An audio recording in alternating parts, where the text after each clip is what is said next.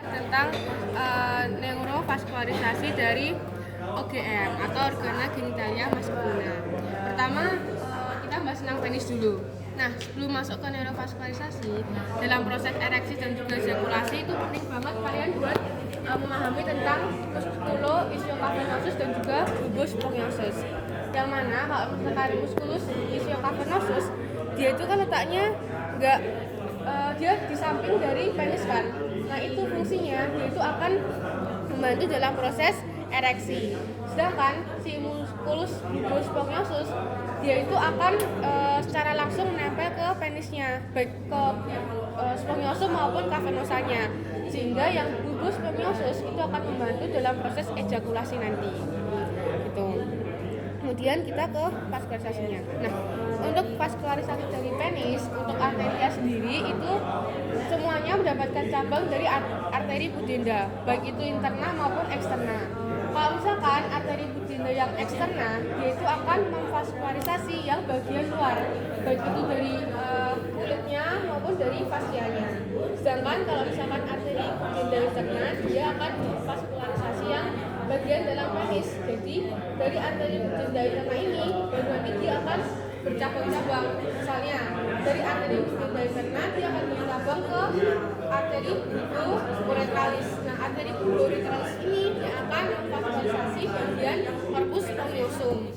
Kemudian kalau misalkan yang ke atas, yang ke dorsal, dia akan ke arteri akan menjadi arteri profunda penis atau arteri cavernosa. Dia akan masuk ke dalam sini. Dia akan ke arteri profunda penis itu kan dia nanti akan mengisi dari caverna di corpus cavernosa kan. Dari sini. Nah, yang mengisi caverna ini nanti adalah arteri cavernosa atau arteri profunda penis. Sama aja tuh, arteri cavernosa atau arteri profunda penis itu sama aja. Nah, dari arteri cavernosa ini dia akan memiliki percabangan kecil lagi, yaitu arteri Dracena. Kemudian bagian tadi selain arteri profunda penis, dia itu juga akan ke atasnya, yaitu arteri dorsalis penis. Arteri dorsalis penis selain arteri dorsalis penis, dia juga ada arteri circumflexa. Namanya aja circumflexa. Jadi dia akan mengelilingi dari corpus cavernosa. Nah, kalau venanya semua akan bermuara pada vena pudenda interna. Kemudian kita ke ini yang tadi. Nah, ini juga perlu diketahui untuk lokasinya. Kalau misalkan vena dorsalis penis itu dia ada dua. Jadi ini kan ada fascies pneumatica externa. Di bagian dalamnya ada vena dorsalis penis yang superficial. Kemudian ada fascies pneumatica interna atau fascies bak itu baru dalamnya ada vena dorsalis profunda. Nah, vena dorsalis profunda ini yang letaknya itu paling sentral. Baru setelah vena dia ada arteri dorsalis penis, baru sampingnya lagi ada nervus dorsal. Penis penis. Jadi urutannya vena, arteri, nervus. Kemudian untuk drainase limfatikanya, kalau penis itu dia dibagi menjadi dua, yaitu yang bagian luar seperti kulit maupun fascianya, sama yang bagian struktur dalamnya, kayak misalkan corpus cavernosa, corpus spongiosum. Kalau yang bagian luarnya itu oleh nodus lymphaticus inguinalis superficialis, sedangkan bagian dalamnya nodus lymphaticus iliaci internalis.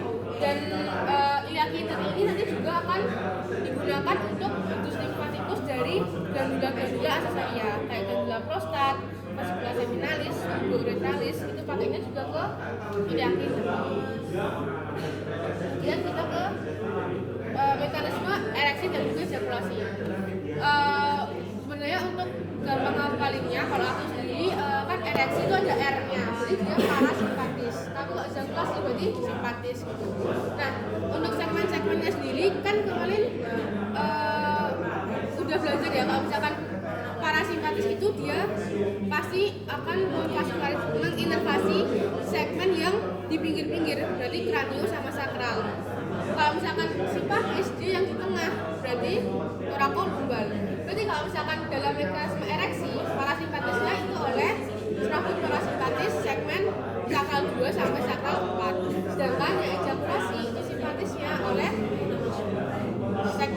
tumbal 1 sampai tumbal 3. Nah itu dulu. Pertama kita ke mekanisme ereksi dulu, karena kan prosesnya dari ereksi dulu baru ejakulasi. Nah untuk mekanisme ereksi pertama, rangsangan seksual itu kan bisa didapat dari berbagai cara, baik dari melihat, dari penciuman, dari pendengaran maupun dari rangsangan fisik. Nah setelah rangsangan seksual ini dia itu akan dibawa oleh serabut aferen. Serabut aferennya adalah nervus dorsalis penis yang berfungsi untuk sensitivitas. Nah, dari nervus dorsalis penis ini akan dibawa ke nervus pudendus. Dari nervus pudendus baru akan dibawa ke otak kita atau ke sistem saraf pusat, menuju ke NIL-CLMS segmen cefalis cerebral. NIL-CLMS ini apa? Yaitu merupakan nukleus inferomediolateral corpus lateral medulus spinalis. Udah kan nggak berapa, yang penting ini ya S2 sampai S4. Kemudian setelah dari medulus spinalis, setelah diproses dia itu akan dikirimkan ke saraf motoriknya, yaitu yang efferentnya, yaitu nervi erigentes. Dari nervi erigentes ini dia baru akan ke organ penisnya. Nah di penisnya ini apa sih yang terjadi? Pertama, dia akan memicu relaksasi dari otot-otot sekitar penis, tepatnya di sekitar corpus cavernosa penis. Dia akan memicu relaksasi dari otot-otot di sini, sehingga arteri Meniscinae tadi yang ada di sini itu bisa mengalami fase dilatasi. Jadi ketika otot sekitarnya itu rileks, itu bisa terisi darah. Ketika ini terisi darah, jadi kan akan mengisi sih kaverna yang bolong-bolong ini kan. Jadi corpora cavernosa ini akan penuh. Ketika penuh dia akan menggelembung dan akan menegangkan tunika dunianya. Ketika tunika dunianya tegang, dia itu akan menunjuk vena dorsalis yang di atasnya. Kalau misalkan ini dijepit, berarti kan darah yang ada di penis ini dia nggak bisa keluar. Karena itu dia bakal tetap tegang. Nah itulah yang dinamakan ereksi. Setelah ereksi dia akan dilanjutkan dengan ejakulasi. Nah untuk sebenarnya nggak selalu, tapi ketika dia dilanjutkan ke ejakulasi sendiri itu kan ada dua proses. Yang pertama proses emisi. Emisi itu ketika cairan-cairan dari glandula-glandula tadi itu akan diserahkan ke uretra.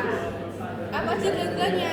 Kayak dari testis itu sendiri, dari ductus deferens, dari vesicula seminalis, dari bulbo uretral kayak gitu. Jadi pertama dari proses ejakulasi itu adalah serabut aferennya atau serabut sensoriknya itu akan dibawa oleh nervus pudendus. Kalau yang tadi kan dari nervus dorsalis penis, kalau ini dari nervus pudendus akan dibawa sama, dia akan dibawa ke NIL-CLMS tapi yang segmen lumbalis 1 sampai 3. Kemudian dari lumbalis 1 sampai 3 itu baru akan dikirimkan ke efektornya. Yang mana yang pertama dia akan memicu kontraksi dari otot-otot di kelenjar-kelenjarnya agar mengeluarkan sekret-sekretnya ke uretra. Setelah itu dia juga akan memicu kontraksi dari sphincter vesica urinaria. Vesica urinaria kan kandung kemih. Kenapa kok ini juga berperan di sini? Karena kalau misalkan di sphincternya ini nggak dikontraksikan, urinnya itu bisa bercampur dengan semennya. Makanya kita harus kontraksikan ini agar urinnya itu nggak bercampur ke semennya. Setelah itu, setelah sekret-sekretnya dikeluarkan, baru ke proses ejakulasi. Nah, proses ejakulasi ini berarti dia kebalikannya dari proses ereksi. Dia akan memicu relaksasi dari otot polos di sekitar corpus cavernosa. Kemudian memicu konstriksi dari arteri Meniscinae. Jadi darah-darahnya tadi itu yang dikeluarkan akan berkurang dan tadi kan si penisnya itu akan tidak sebesar sebelumnya kan. Nah itu menyebabkan venanya itu bisa terdrainase dan akhirnya dia menjadi lemas lagi. Dan hasilnya kemudian untuk testis sendiri itu dari arteri testicularis sama kayak nama organnya. Kemudian kalau venanya dia dari plexus venosus papilliformis yang sebenarnya merupakan anyaman dari vena testicularis. Dan untuk drainasenya sendiri itu yang kanan sama yang kiri beda. Kalau misalkan yang dextra itu dia akan langsung ke vena cava inferior, sedangkan yang sinistra dia akan ke vena renalis sinistra dulu. Nah berarti kan yang sinistra ini panjang. Makanya biasanya kalau misalkan terjadi kondisi klinis itu paling sering dia yang kiri kalau testis. Kemudian epididymis, kalau epididymis dia sama kayak testis sih. Kalau misalkan glandula itu tadi nodus limfatikusnya ke iliaki interni. Selesai. Terima kasih. Iya, kayaknya testis ini. Ya, jadi nggak terlalu kelihatan juga ya, ini testis harus. Tetapi ya oke, kita langsung masuk ya teman-teman. Kita ini OGM interna, yang nggak kelihatan strukturnya. OGM interna itu dia seperti melihat alur pembuatan dari apa? Dari apa? Lebong itu loh. Nah, dari sperma ya, maaf ya. Jadi sperma itu Oke, jadi sperma itu dia diproduksi oleh apa, guys? Tubulus milliferus, sel-sel spermatozoa. Sperma sekali. Dan sperma diproduksi di situ di organ bernama Tubulus milliferus testis. Testis, betul ya? Testis itu ya yang ini ya, ini testisnya. Oke, jadi ini testis. Dia itu ada beberapa lapisan.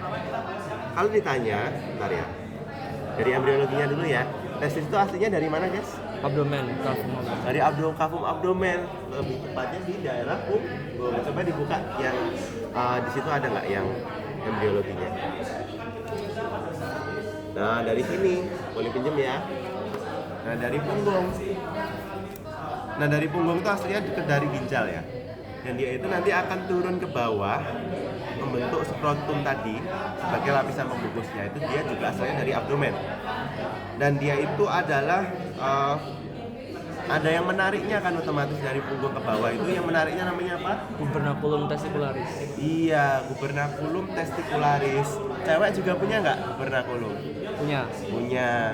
Cuma berakhir nasibnya berbeda, ya kan? Karena gubernaculum itu dia mendeteksi adanya testosteron, ya dia itu akan memendek, guys. Memendek, ibarat tali rafia yang panjang, dia itu memendek. Jadi kesannya seperti menarik ke bawah. Ke bawah. Dia kok sudah sampai sini, dia nembus abdomen. Peritoneumnya itu juga ikut masuk. Gitu ya. Akhirnya dia turun membentuk skrotum sebagai pembungkusnya. Nah, peritoneum yang masuk itu menonjol, itu disebut prosesus vaginalis. Kalau sudah berpisah namanya menjadi tunika apa? Vaginalis. Jadi, tunika vaginalis dia itu yang menghasilkan serosa itu ya. Fungsinya buat apa tunika vaginalis? Mencegah kan, ya kan? Testis itu kan jalurnya gondal gandul gitu, otomatis dia akan fungsinya menghasilkan serosa itu untuk mencegah hamil. Kalau dia terjadi terlalu banyak air itu namanya apa, guys? Di kafum hidrosel. Kalau di perut namanya apa? Tes. Kalau di jantung namanya apa? Kardiak tamponet. Nah, banyak ya intinya. Efusi pleura kalau di paru. Terus ini tadi, guys, ya testis tadi, nanti di bawah itu dia akan menjadi gubernaculumnya itu akan modut. Modut itu memanjang ya, memendek, intinya membentuk ligamentum fixator dari testis. Namanya kalau nggak salah ligamentum testicularis ya. Inferior, ada inferiornya nggak? Jadi coba dicari dulu. Nah, habis itu apalagi ya? Nah, itu nanti ada lapisan-lapisan dari testisnya juga. Makasih ya. Lapisan dari testis itu ada macam-macam. Ini ya. Tadi yang pertama tunika vaginalis. Dalamnya lagi itu ada tunika yang putih-putih ini namanya albuginea. Boleh disebut lagi. Tunika albuginea itu sebenarnya nggak dari luar saja, tapi dia juga masuk kan. Kelihatan nggak ya, kayak set itu membentuk lobulus. Sekat-sekat itu namanya apa? Septum, ya kan? Membentuk septum. Mana ya? Membentuk septum. Kemudian septumnya itu dia di tengahnya di sini dia ada juga perkumpulan dari tunika albuginea yang menyebar gitu nggak? Kelihatan nggak? Ini putih-putih yang besar banyak ini. Dia itu juga ada. Kalau di sini itu tunika albuginea doang, dia masuk ke dalam namanya septum. Di sini berkumpul membentuk jaring-jaring ini. Itu namanya mediastinum testis ya. Itu masuk dari tunica albuginea. Nah, bolong-bolongan ini tuh nanti diisi oleh misalnya arteria testicularis, plexus falciformis, ada juga rete testis. Keluarnya rete testis, ductus efferens. Nah, ini lebih jelas ya. Satu. Nah, lapisan-lapisannya sudah, kita masuk ke yang bagian dari lobulus-lobulusnya. Siapa yang menghasilkan sperma tadi? Tubulus Tubulus seminiferus. seminiferus. Berlanjut menjadi apa? Rete tes. Enggak cepetan kan? Enggak. Rete testis, keluar menjadi ductus Epididymis. Efren. efferens. Kemudian menjadi apa? Epididymis. Iya betul, epididymis. Epididymis dia fungsinya mematangkan sperma. Setelah diproduksi itu kalau nggak salah disimpan dulu seminggu atau 2 minggu di sini. Gitu ya. Kalau misalnya nggak disimpan diapain? Kalau nggak dipakai? Diserap kembali menjadi nutrisi lagi. Ada dari kauda, kauda. Mulai dari kaput dulu, corpus sama kauda itu struktur utamanya. Ada juga yang mengikat kepada testis. Dia kan nempel kan sama testis. Ada. Namanya ligamentum epididymis superior sama inferior. Fun fact-nya, organ-organ seperti testis dan juga epididymis pada beberapa orang itu mempunyai namanya appendix. Ya, appendix itu ibarat jendolan gitu. Coba dicari, nggak ada fungsinya. Yaitu merupakan embriologi kan kadang membentuk gitu. Nah, ada yang membentuk, ada yang nggak dipakai gitu. Nah, epididymis itu yang nggak dipakai.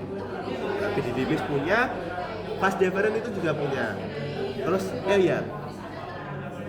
Jadi dia itu ada namanya epididymis. Kenapa dinamakan epididymis? Karena ada temennya namanya paradidymis. Tapi dia nggak kepakai. Ada nanti dia keluar gitu beberapa orang gitu. Beberapa orang benar-benar hilang sepenuhnya. Oke, ngalor ngidul. Sekarang kita testis itu dia dari venanya udah tahu. Venanya apa tadi?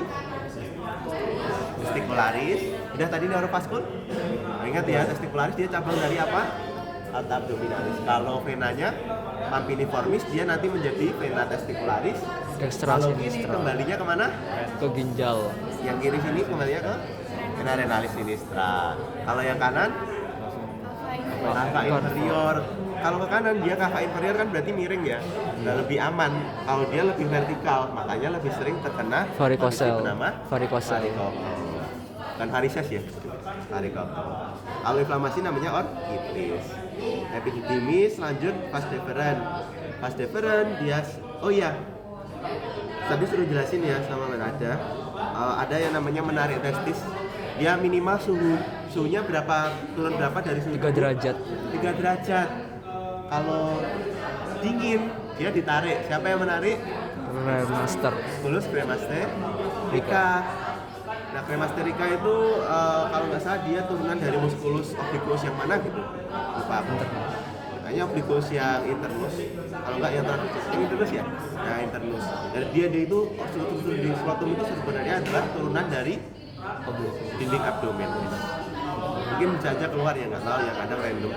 Nah, terus habis itu kita masuk ke vas deferens tadi. Vas deferens dia nanti akan bergabung dengan vesicula seminalis. Sebelumnya itu membentuk apa yang ampula. Vas deferens? Ampula. Ya ini intinya ini ya di sini ampula bergabung dengan tadi vesicula seminalis membentuk ductus apa ini? Ejaculatorius di prostat. Dia turun ke bawah membentuk uretra. Itu. Terus ada lagi apa ya? Penyilangan. Divergas. Gini, ini dilihat juga ya. Ini adalah ini apa guys? Kuning-kuning ini. Ureter. Ini apa? Vesica urinaria. Vas deferens. Betul ya? Nah, ini diapakan posisinya? Dia itu menyilang ya. Mana yang lebih superficial berarti? Yang itu vas deferens. Yang Yang lebih ini? superficial berarti yang gimana cara melihatnya? Nah, itu ya dilihat ya. Sebentar, berarti yang superficial itu dia dilihat ya. Lupa aku. Kayaknya lebih superficial yang vas deferens ya. Intinya aku ngapanya kalau ditarik gitu ureternya ikut putus. Gitu. Jangan lupa ada arteri juga, arteri iliaca externa, dia itu kebalikannya posisinya gitu. Kalau di sini ureternya lebih keluar, kalau vena arteri iliaca externa itu lebih ke dalam. Terus vaskularisasi dihafal, kemudian tindakan vasektomi, apalagi kalian ada yang mau ditanyain nggak? Nggak ada ya? Oh, ini ada yang namanya ini ductus aberrans. Nah, aberrans itu juga merupakan ductus yang nggak kepakai. Aberrans superior, aberrans inferior. Sudah? Sudah. Ya. Testis itu masuk ke dalam mediastinum testis nggak? Nah, rete testis itu masuk ya. Nah, ini teman-teman bisa lihat. Jadi mediastinum testis itu adalah yang putih-putih. Ya, jadi yang mengisi nanti dalamnya ada kayak lubang-lubangnya. Lubang-lubangnya itu bisa diisi macam-macam. Bisa rete testis, bisa plexus papiniformis, bisa arteri apa? Testicularis ya. Jadi dia ini sebenarnya nggak kosong sini. Ada arteri venanya, cuma nggak diketat-kekatkan. Sudah? Ada.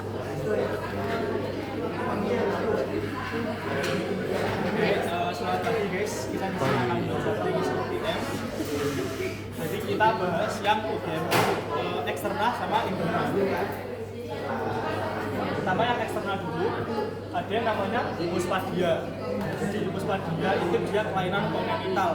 Jadi kelainan kongenital itu kelainan yang dibawa sejak lahir. Jadi sejak bayi itu lahir itu udah ada kelainannya. Kalau genetik itu bedanya dia pada saat lahir itu belum tentu ada kelainannya, tapi dia berkembang seiring bertambahnya usia dan nanti akan mengalami kelainan tersebut. Hipospadia itu kongenital. Hipospadia juga kongenital. Nah, dia ciri-ciri klinisnya ada 3. Pertama itu urinya, itu dia berada di bagian bawah penis atau di bagian ventral penis. Seperti itu. Kemudian ciri-ciri yang kedua yaitu penisnya dia itu cenderung ke bawah. Ya kayak ini kalau dilihat kayak ular kobra. Kemudian Proteinnya kalau di hipospadia itu dia menumpuk di bagian dorsal penisnya. Ini. Jadi yang dia kayak bagian dorsalnya itu kayak proteinnya itu lebih tebal gitu. Selanjutnya ada yang namanya epispadia. Nah, kalau epispadia kebanyakan dari hipospadia itu dia ada kelainan di E. Jadi kalau epis itu di bagian dorsal penis. Karena ada 3 grade epispadia ini. Dia ada yang letaknya di sini sama di sepanjang jalur ini. Jadi kalau orang kecil jadi susah gitu. Ini kelainan kongenital juga. Kemudian ada peyroniesis. Peyroniesis itu dia intinya ada plak di tunika albuginnya. Jadi penis kita itu kan dia disusun sama yang corpus cavernosum sama corpus spongiosum. Kedua itu kan. Nah, yang cavernosum itu dia dibungkus namanya itu tunika albuginnya. Nah, kalau misal ada peradangan di tunika albuginnya, maka sel-sel di tunika albuginnya itu nanti akan mengalami kerusakan kan, otomatis kalau ada inflamasi. Nah, kalau sudah terjadi kerusakan, nanti akan terjadi proses remodeling sel. Nah, sudah terjadi remodeling, nanti akan terjadi aktivasi sel-sel fibroblast. Nanti akan dia membentuk fibroblast. Nanti jenisnya kalau ada pasien, dia nanti mengeluhkannya itu sakit pada saat dia ereksi. Kemudian hidatitis, itu kalau yang belakangnya itis itu berarti ada peradangan. Jadi kalau di ujung dan penis peradangan pada area yang ditunjuk itu namanya hidatitis. Hidatitis itu dia penyebabnya bisa karena infeksi bakteri ataupun jamur. Intinya paling sering itu karena jamur. Nama jamurnya itu Candida albicans. Jadi biasanya hidatitis itu terjadi pada orang-orang yang dia belum disunat. Kenapa kok orang-orang belum disunat itu yang memiliki faktor risiko terjadi hidatitis? penis karena reputium kita yang cowok kalau belum disunat itu kan dia membungkus si garis penis dengan membungkus bungkusannya ini kan dia pasti ada ruangannya kan antara reputium sama garis penis.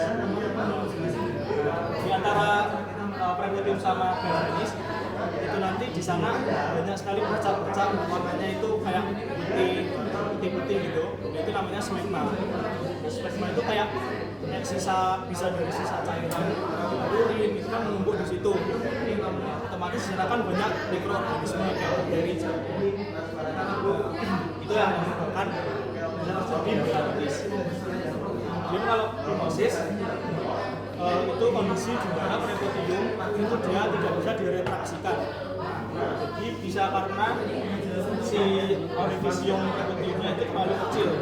Bisa karena sel air dia udah kecil, jadi dia nggak bisa ditarik. Kalau parafimosis itu bisa terjadi karena orang yang kena fimosis ini dia ditarik paksa.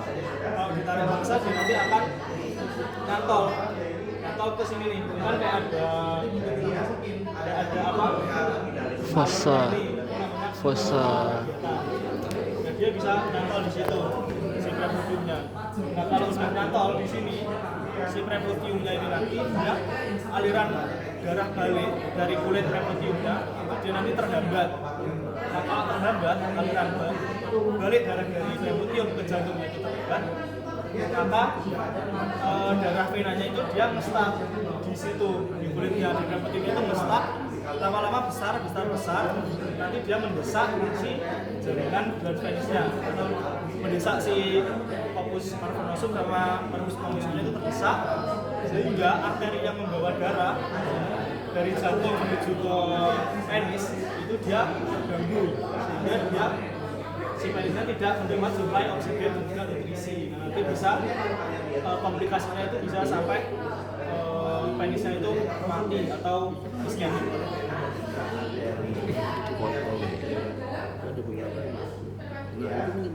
Nah ini untuk normalnya si reputium itu dia lubangnya itu besar. Nah kalau hemoksis dia itu lubang reputium atau orifisium reputiumnya itu kecil.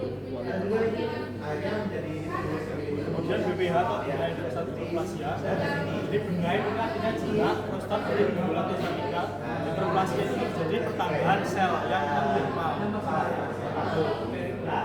Jadi lokasi tersering dalam BPH ini berada di bagian zona transisional.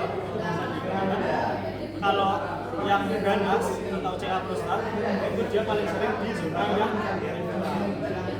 kemudian si BPH ini karena dia itu karena glandular prostat itu strukturnya di antara mengelilingi si uretra pars prostatica. Nah, maka nanti dia gejala khasnya itu dia susah buang air kecil.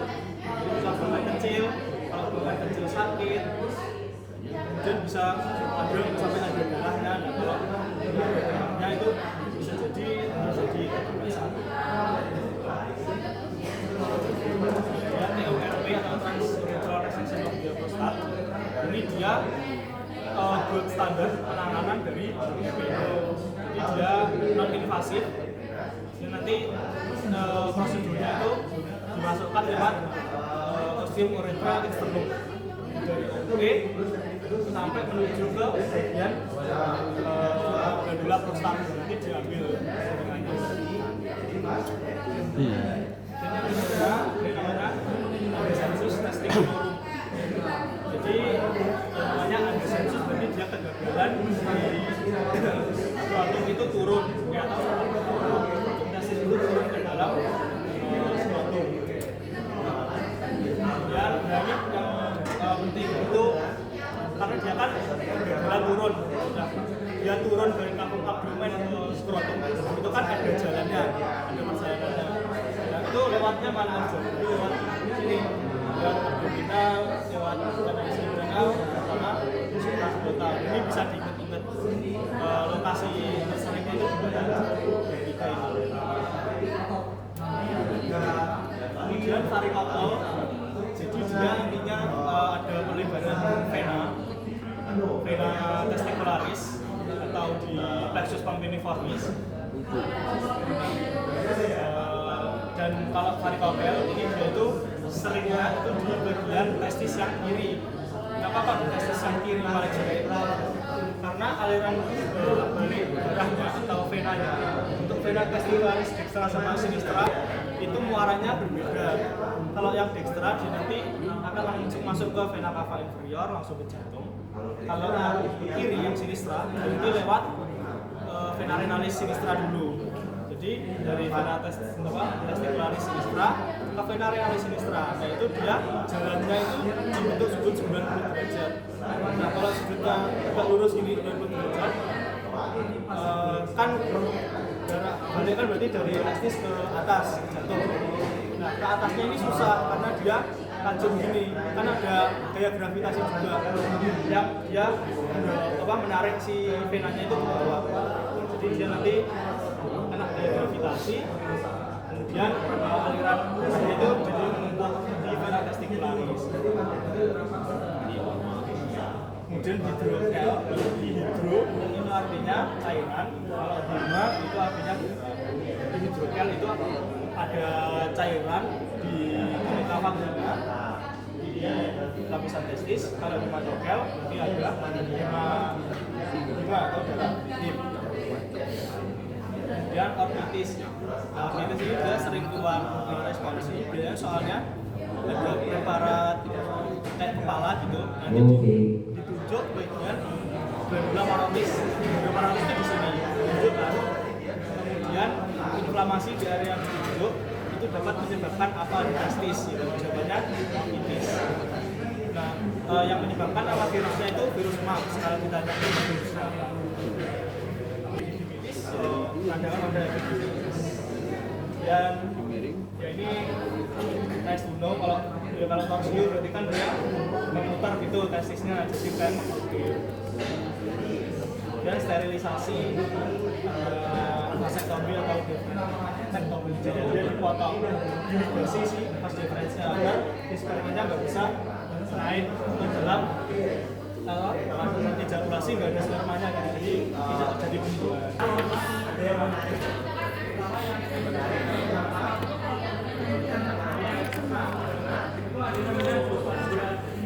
Halo selamat pagi teman-teman. Jangan lupa absen ya.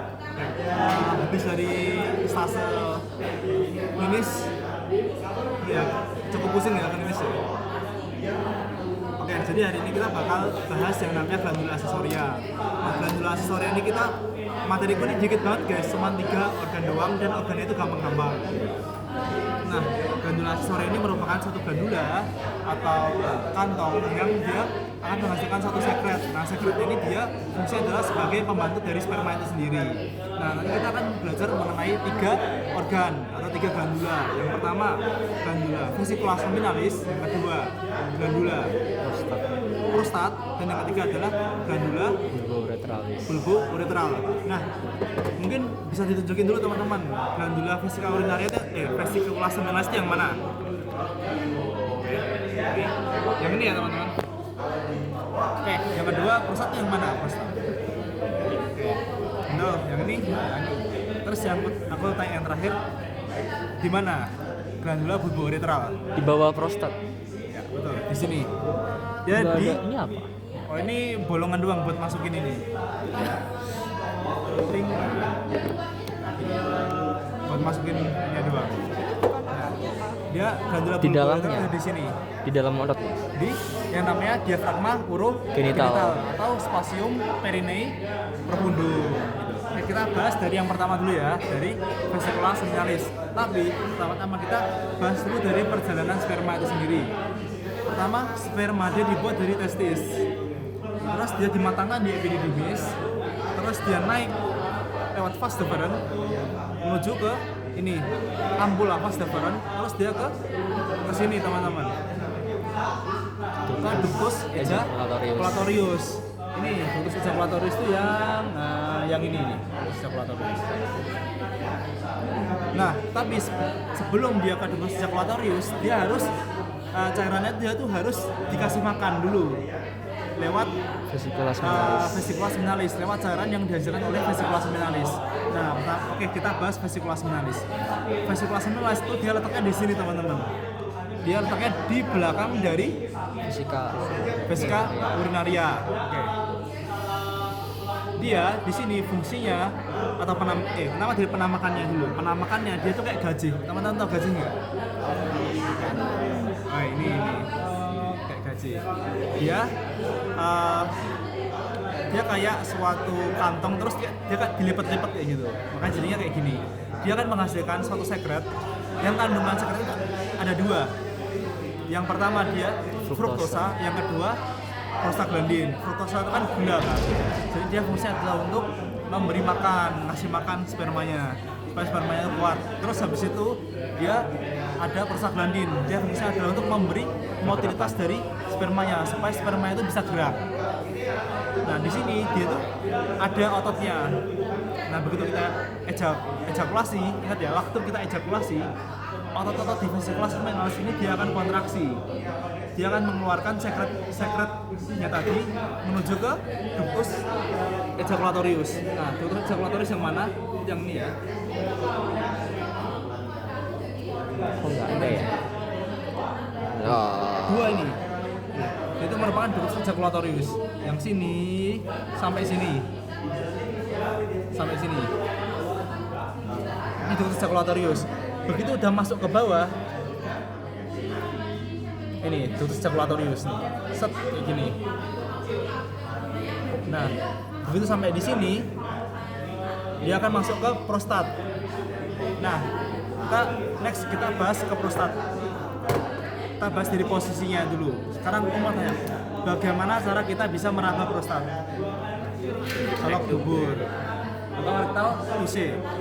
Ini kan rektum ya teman-teman. Kita nih masukin jari kita ke sini, terus kita pentokin ke sini nih.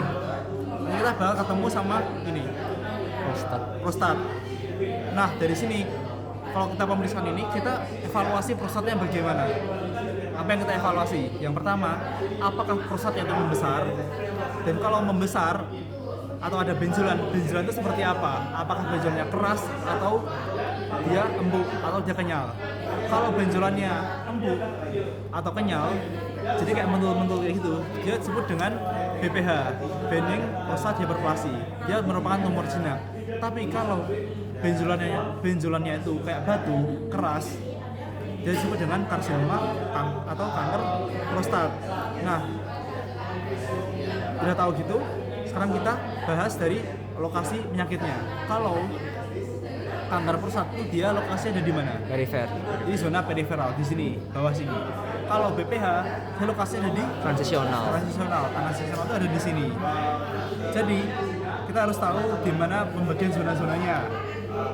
Zona kan ada 4 ya. Kalau aku ngapalin itu dari periuretral dulu. Periuretral itu ada di sekitar uretra ini. Jadi dia membungkus uretra.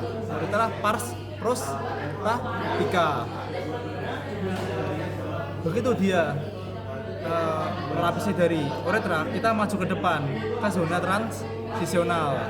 Terus di belakangnya dia ada ini kan ductus ejaculatorius. Zona yang meliputi ductus ejaculatorius itu merupakan zona sentral. Terus di bawah baru zona transisional. Jadi kalau aku lebih mudah berpaku atau patokan itu lewat zona periuretral. Ke depan dia zona transisional, ke belakang dia zona sentral, ke bawah dia zona perifer. Itu aja. Oke. Fungsi dari prostat ini dia berfungsi untuk menghasilkan sekret. Nah, sekretnya ini dia kandungannya ada 2, asam sitrat sama fosfatase asam. Nah, jadi walaupun sifatnya walaupun namanya asam, tapi dia sifatnya itu basa.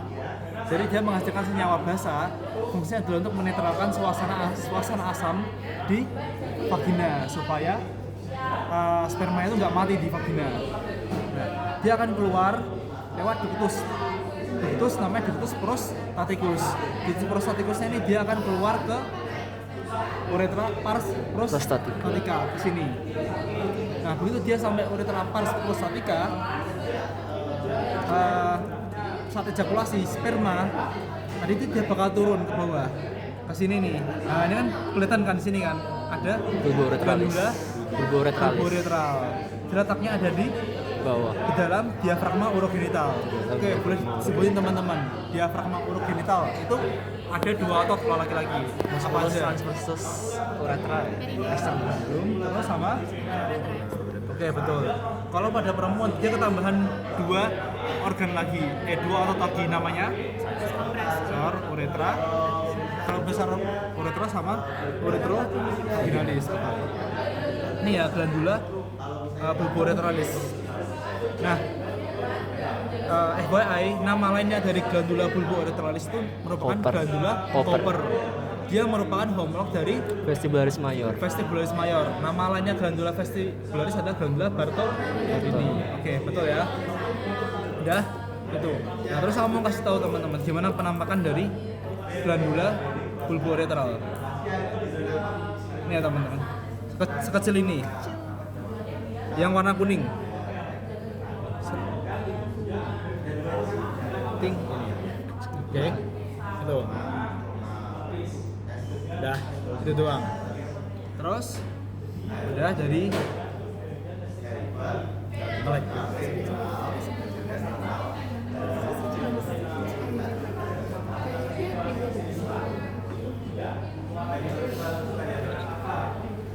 Kanan.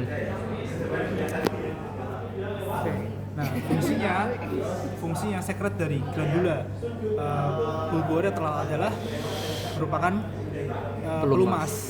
Jadi dia menghasilkan sekret lubrikan supaya memuluskan pada saat hubungan seksual. Supaya pada saat hubungan seksual itu kontaknya tidak terlalu kasar ya. Supaya vaginanya enggak iritasi. Lecet. Udah gitu aja, selesai. Gampang ya. Jadi tadi kan dari fase jangan di. Tadi kan dari fase deferens itu katanya masukkan ductus ejaculatorius. Berarti marahnya tuh malah di sini kan Mas? Iya, betul. Gini. Ini ductus ejaculatorius. Ductus ejaculatorius itu Enggak ini. kalau sepahamku ya, mungkin aku bisa salah, mungkin bisa benar. Nah, kalau aku ini ductus ejaculatorius kan di sini. Ini ductus ejaculatorius. Ini kan vesicula seminalis. Keluar sini ke ductus ejaculatorius di sini kan.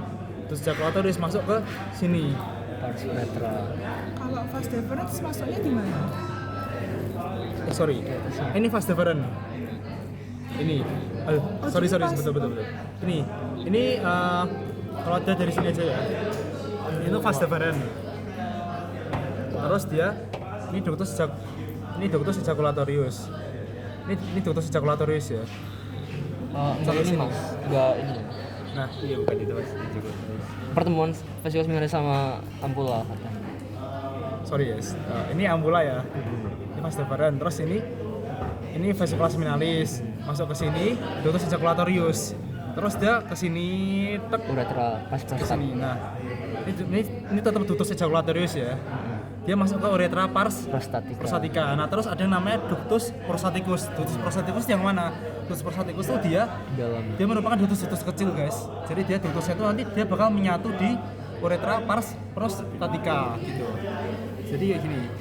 Ini ampula vas deferens, ini vesicula seminalis. Vas deferens dia ke sini. Kan ada percabangan ini kan. Terus sekret dari vesicula seminalis dia keluar ke ductus ejaculatorius. Nah, ductus ejaculatorius dia dimulai dari pertigaan ini, dia masuk ke bawah ini.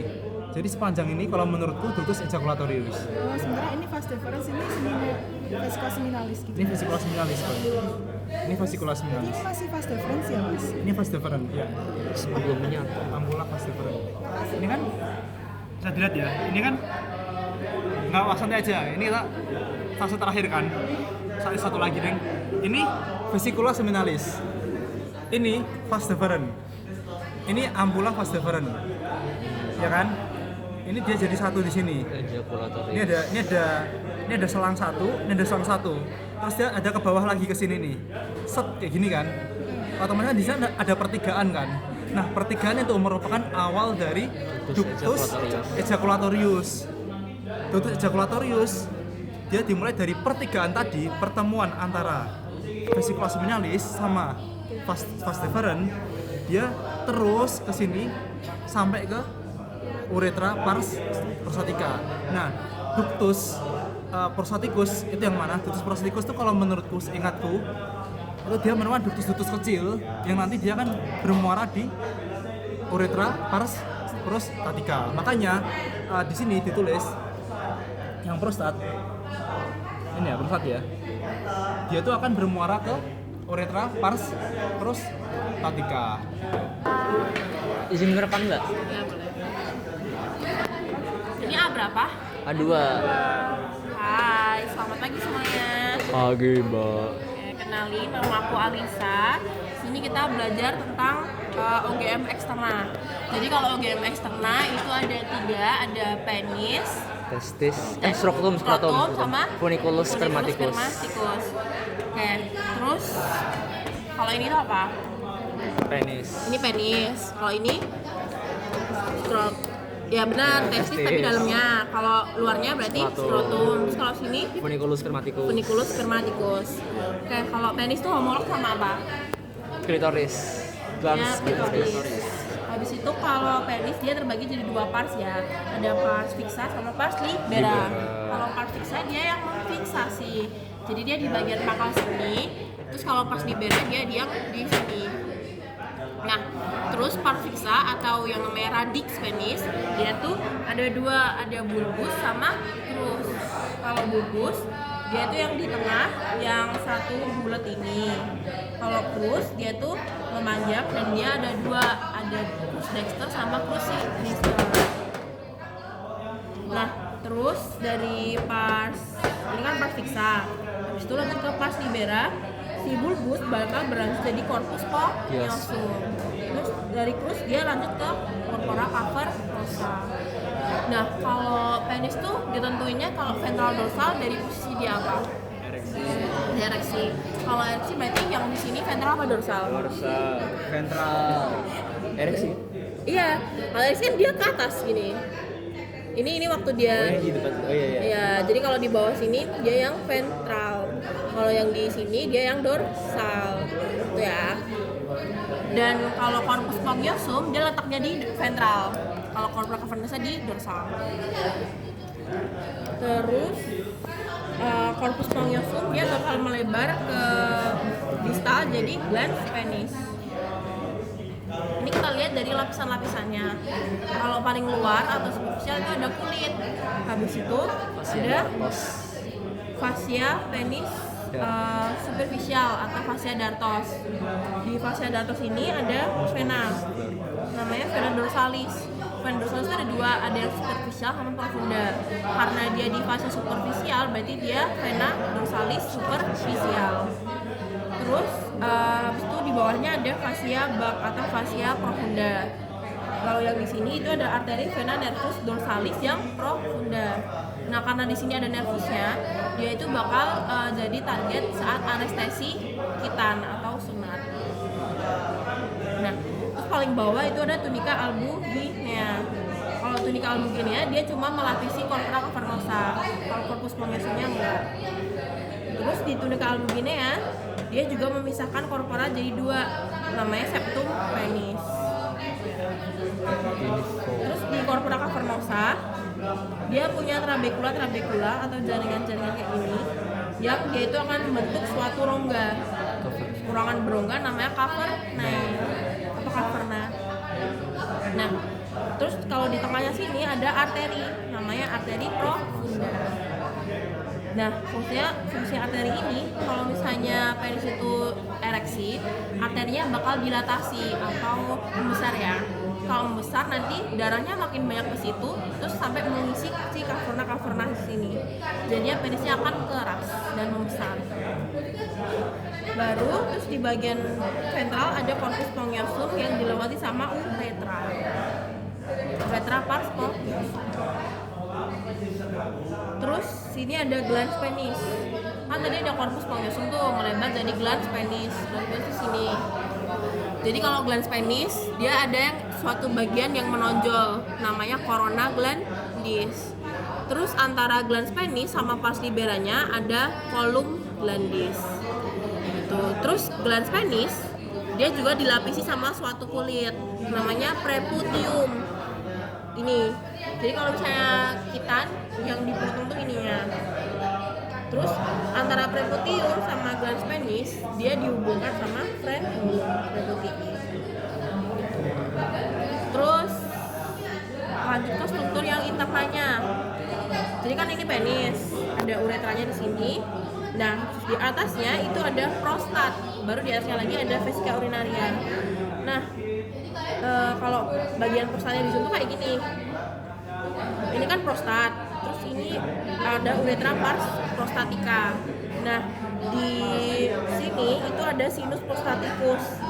Sinus prostaticus itu fungsinya buat jadi tempatnya sekret dari prostat. Jadi si prostat ini keluarin ke sinus prostaticus ini. Ada lubang-lubangnya juga kan ini. Habis itu di sini ada peninggian antara vesika urinaria sama uretra. Namanya crista uretralis. Terus habis itu lanjut ke sini ada colliculus seminalis. Kalau di sini jadi muara dari ductus ejaculatorius yang menyalurkan sperma. Di sini lubangnya itu ada 2 di sini buat ductus ejaculatorius. Kalau yang lubang satu di atas ini itu lubang buntu. Dia homolognya sama uterus. Terus itu lanjut ke uretra kan, dia lanjut ke uretra spongiosum di sini. Terus di bagian glans penis ada uretra spongiosum yang melebar, namanya fossa navicularis. Nah, di fossa ini itu ada lubang-lubang kecil, namanya lacuna uretralis. Nah, lacuna ini jadi muara dari glandula Cowper atau bulbo uretralis. Kecepatan nggak? Buat penisnya udah, terus lanjut ke skrotum. Habis itu skrotum tuh ada berapa lapisan sih? 9. Coba disebutin dari superficial. Kulit, tunika ya. Apa? Fasciatus. Fascia dartos. Terus Tunika spermatica externa. fascia. Fascia. Ya, fascia spermatica externa. Musculus crematorius. Musculus crematorica. Internal. Fascia spermatica interna. Terus Tunika ya masih. ya, Vaginalis. tunika vaginalis yang lamina parietalis. Terus tunika vaginalis, Visceral. lamina visceral. Habis itu tunika buginea, baru tunika Vasculosa. terus terakhir testis.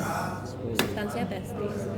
Terus ada struktur penggantung testis namanya funiculus spermaticus. Dia terdiri dari fascia spermatica externa, interna, sama musculus cremasterika. Nah, musculus cremasterika dia yang fungsinya buat menjaga suhu testis. Tadi udah sempat diterangin belum? Coba gimana? Kalau misalnya dingin, cremasterikanya apa? Naik. Jadi narik testisnya ke dekat ke arah tubuh kita ya. Kalau misalnya kepanasan berarti Turun. Oke, udah ada yang mau tanyain nggak?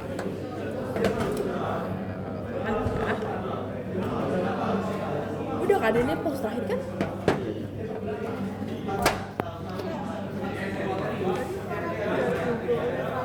Di sepanjang Di uretra spongiosum. di panjang. Iya. Yang nggak bawah sih, mungkin kayak di bagian yang paling distal dari uretralis. Di lacuna. Di bagian sini-sini ya dong.